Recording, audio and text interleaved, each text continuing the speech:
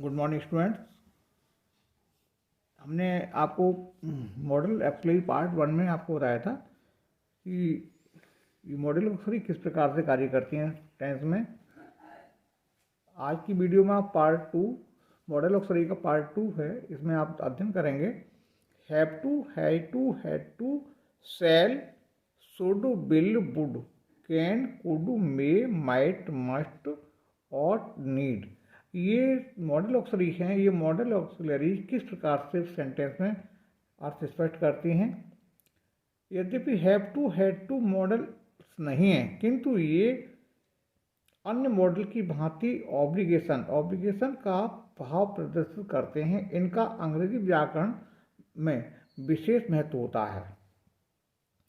ये इनका जो अक्सर जो उनका जो फंक्शन होता है, ये अक्सर ये बताते हैं किसी कार्य को बाध्यता प्रकट करना, अनिवार्यता अर्थात मजबूरी, जिसे हम कंपल्सरी कहते हैं।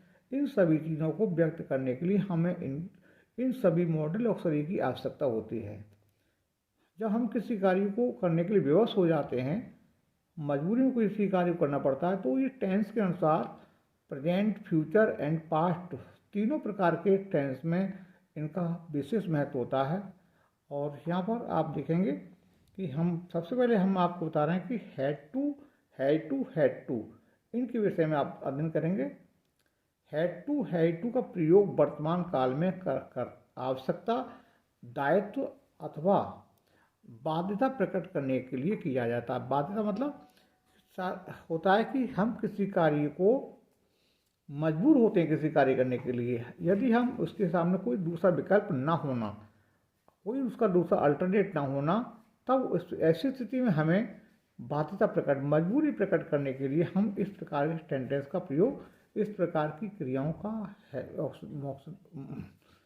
मॉडल ऑक्सिलरी का प्रयोग करते हैं।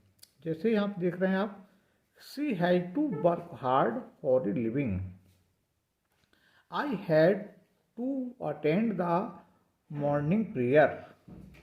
Third sentence, at what time do you have to be in your office. पहला सेंटेंस है she had to work hard for he living, अर्थात उसका तात्पर्य होता है कि उसे अपने जीविका या जीविकोपार्जन करने के लिए, जीवन चलाने के लिए बहुत कठिन परिश्रम करना पड़ता है। I have to attend the morning prayer, इसका अर्थ होता है कि मुझे मजबूरी में यदि मॉर्निंग असेंबली में उपस्थित ना होना किसी भी प्रकार से दंडित किया जा सकता है। तो इसका मतलब है कि उसे अटेंड मॉर्निंग असेंबली में किसी भी स्थिति में प्रेजेंट होना, उपस्थित होना अनिवार्य है। हैव टू बता रहा है कि वो उसकी इच्छा नहीं है, लेकिन मजबूरी के कारण, कंपेल होने के कारण उसके लिए हैव टू मॉर्निंग असेंबली जो होती है, सुबह का जो प्रार्थना होती है, प्रार्थना में उसको उपस्थित होना, अटेंड करना अनिवार्य है। तो कह रहा है कि I have to attend the morning prayer, मुझे सुबह की प्रार्थना में उपस्थित होना पड़ता है। दूसरा, at what time do you have to be in your office, आपको अपनी ऑफिस में, कार्यालय में किस समय जाना पड़ता है। देखिए यहाँ पर नोट हमने लिख दिया है, आप ठीक से समझ सके। उपयुक्त वाक्यों में आवश्यकता अथवा दायित्व प्रकट की गई हैं। हमें जिम्मेदारी है अर्थात बाध्यता है, दायित्व है हमारा। ये पहला क्या है, दायित्व है। अपने जीविका यापन करने के लिए हमें कार्य करना पड़ता है, ये हमारा क्या है, दायित्व है। दूसरे में क्या है, बाध्यता प्रकट की गई है, मजबूरी प्रकट की गई है। तीसरे में भी यही बाध्यता करने के लिए इसका प्रयोग किया गया है। भूतकाल में आवश्यकता, दायित्व प्रकट करने के लिए हैड टू, यहाँ पर हैड टू सिंगुलर के साथ, फर्स्ट पर्सन के साथ और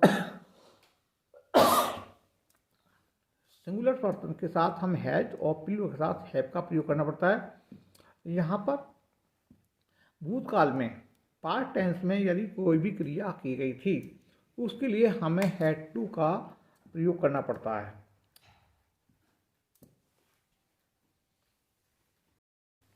तो भूतकाल में आवश्यकता दायित्व व्यक्त करने के लिए हैड टू का प्रयोग करना पड़ता है। प्रेजेंट में हैज टू और हैव टू का, सिंगुलर के साथ हैज टू, प्लूरल के साथ हमको हैव टू करना पड़ता है। किंतु भूतकाल में हम इस ऐसी स्थिति का सामना करते हैं जब इसी प्रकार की आवश्यकता दायित्व प्रकट करने के लिए, किसी कार्य की जिम्मेदारी प्रकट करने के लिए, बाध्यता प्रकट करने की भूतकाल में यदि ऐसा हुआ है, तब हमें इस प्रकार से सेंटेंस बनाएंगे, I had to finish the work in time. Means हुआ मुझे समय पर कार्य समाप्त करना पड़ता था, अर्थात कोई भी रीजन था, किसी भी कारणवश उसको कार्य समय पर समाप्त करना पड़ता था। Second sentence, we had to pay our fee by the 15th of every month. हमें प्रति माह 15 माह की 15 तारीख को अपना शुल्क जमा करना पड़ता था।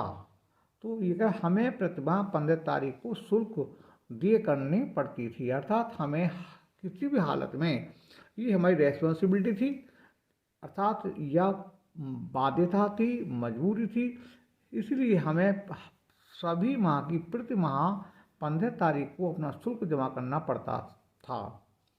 Third sentence, they had to close the office because of the strike. यहाँ पर भी आप देख रहे हैं, यहाँ आपका क्या है कि मजबूरी थी, बाध्यता थी, क्योंकि स्ट्राइक हड़ताल, उन्हें हड़ताल के कारण कार्यालय बंद करना पड़ता था, तो पड़ा था, अर्थात उन्हें अगर यदि हड़ताल ना होती तो शायद कार्यालय बंद करना ना पड़ता। तो उन्हें यहाँ पर बाध्यता क्या थी कि हड़ताल के कारण कार्यालय बंद करना पड़ा था। तो उपयुक्त वाक्यों में भूतकाल में आवश्यकता दर्शाई गई है। जब भविष्य में आवश्यकता दायित्व उत्पन्न हो तो विल हैव टू और शैल हैव टू का प्रयोग करते हैं। फ्यूचर टेंस में यदि हमें इसी प्रकार की परिस्थितियों का सामना करना पड़े, इसी प्रकार की बाध्यता प्रकट की जाए, मजबूरी प्रकट की जाए, दायित्व पूरा किया जाए, तो हम ऐसी स्थिति में शैल और विल का प्रयोग, इन्हीं ऑर्डिनरी ऑक्सिलरी से पूर्व हमको विल हैव और शैल हैव टू का प्रयोग करते हैं। यहाँ पर हैव टू था केवल, यहाँ पर हमें फ्यूचर टेंस होने के कारण शैल या विल को एक्स्ट्रा इंक्लूड इसमें करना पड़ता है। I will have to go to Meerut on Sunday. Sentence का अर्थ हुआ मुझे रविवार को मेरठ जाना पड़ेगा। ये फ्यूचर में है, किसी कार्य को मजबूरी से व्यक्त की गई है कि रविवार को मेरठ जाना पड़ेगा। नेक्स्ट रूल है आपका, निम्नलिखित दशाओं में हैव टू का प्रयोग किया जाता है। हैव टू का प्रयोग किस किस परिस्थितियों में हम करते हैं? नंबर 1 प्रेजेंट कंटिन्यूस टेंस में करते हैं, दूसरा प्रेजेंट परफेक्ट टेंस में करते हैं, तीसरा जीरेंड के रूप में भी करते हैं, और फोर्थ इन्फाइनेटिव के रूप में भी करते हैं। एग्जाम्पल देखिए आप कि प्रेजेंट कंटिन्यूस में टेंस में कब करते हैं, किस तरह से, she is having to work hard to make a living. Means हुआ उसे जीविकोपार्जन हेतु कठिन परिश्रम करना पड़ रहा है। तो इसका अर्थ हुआ कि हमें अपने जीवन चलाने हेतु कठिन परिश्रम करना पड़ रहा है। दूसरा सेकंड सेंटेंस है प्रेजेंट परफेक्ट टेंस में भी हम करते हैं, we had to join the college to became graduate. He had to join the college to became graduate. उसे स्नातक बनने के लिए कॉलेज में शामिल होना पड़ा है। तो उससे क्या, उसका अर्थ था कि ग्रेजुएशन की डिग्री प्राप्त करने के लिए उसे स्नातक बनने के लिए कॉलेज में जाना पड़ा, शामिल होना पड़ा। थर्ड है जीरेंड के रूप में, अब्दुल हेट्स हैविंग टू पे टैक्सेस। तो यहाँ पर जीरेंड के रूप में हैविंग का प्रयोग किया गया। हैविंग हेट्स, अब्दुल को टैक्स देने से नफरत करता है। अब्दुल टैक्स देने से नफरत करता है, अर्थात उसको टैक्स देना बहुत घृणा का कार्य लगता है। नेक्स्ट इनफाइनेटिव ग्रुप में, इनफाइनेटिव का हमने आपको पहले वीडियो में आपको इनफाइनेटिव पार्टिसिपल के विषय में आपको बताया था।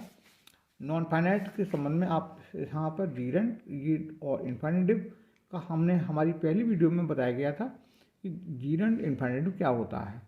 तो इसके विषय में नॉन फाइनाइट का हमारा चैप्टर पढ़ेंगे, आप नॉन फाइनाइट डालेंगे तो नॉन फाइनाइट के माध्यम से आपको इन्फिनिटिव, जीरेंट, पार्टिसिपल के विषय में आपको मिलेगा। तो इन्फिनिटिव के रूप में क्या होता है कि it was painful to her to have to bid farewell to her husband, अर्थ हुआ अपने पति को विदा करना उसे दर्दनाक था।